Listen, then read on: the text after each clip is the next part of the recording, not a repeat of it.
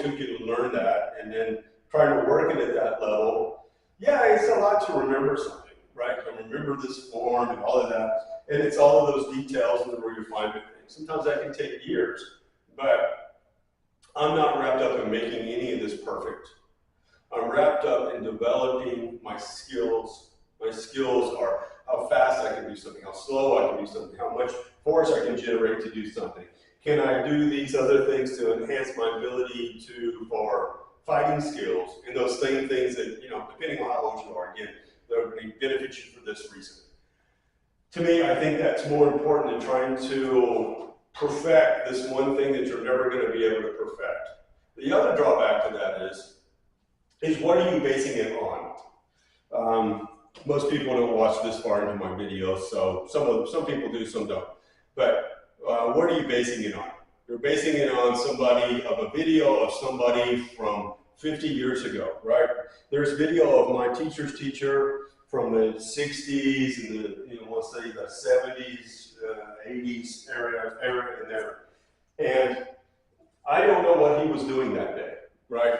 Like the first video of him from the 1960s, I truly believe he was at work that day. I talked to one of the people that actually were making the video, and they had this leftover video after they did all this video of the training, of other stuff. And they asked him if he would put his Tai Chi form on video. And so he did that. He's got on a pair of khakis, a dress belt, a pair of dress shoes, and a white t-shirt. So he probably had on a shirt over that and all of that. So he's doing something. He's not doing that to win a competition. He's doing that to do some demonstration, a master's demo in front of a bunch of people. He's just sharing his content.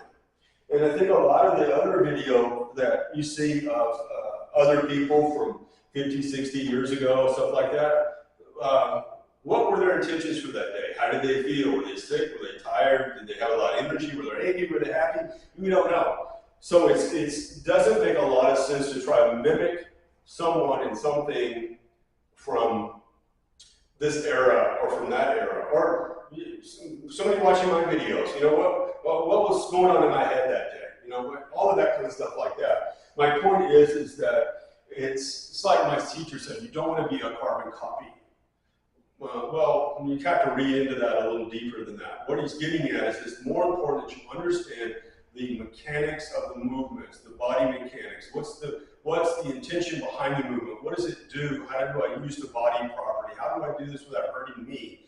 And based on those things, that's what I teach around. I'm not trying to get anybody to mimic me, to look just like me, nor to look just like my Sifu or my Sido.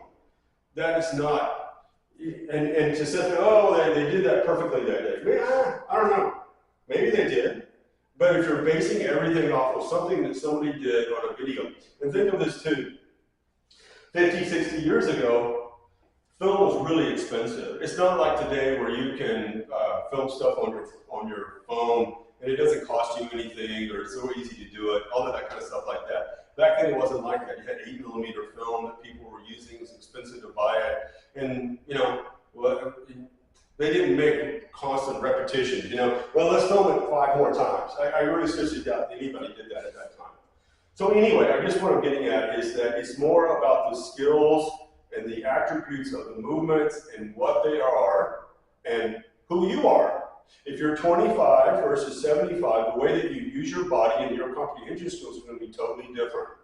And we want to be able to do Tai Chi based around that, around us, but we're not there to modify and adapt it just to do it, but it's, again, based on who we are, how physically capable we are or not, our understanding, our comprehension, all of that stuff.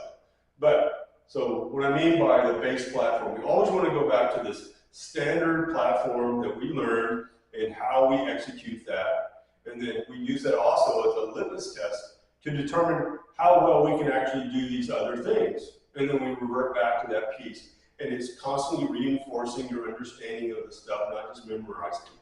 So anyway, I hope that kind of makes sense. And it is a great way to train. Okay, I'm just saying that it's a great way to train, and it keeps it from getting any boredom in it, right? I'm constantly having to change or adapt and modify, and that's encouraging. It can be very, it can be demanding, and at the same time, it can be really fun and rewarding. So anyway, I hope that you like the video. Again, Chang's Tai Chi is not stagnant where we just do this one robotic thing, but we really want to be creative and utilize it in that way. It's just like Master Chang's Swajiao, right? Everybody has a unique way that what throws they do and what combinations they do and things that they do to articulate. And the Tai Chi is no different. So anyway, if you haven't tried or looked at any of the videos over some of the forum content, please do. But again, those are just my interpretation of doing the movements, using those skills and attributes or those sizes and all of that in that video. So anyway, thank you for watching.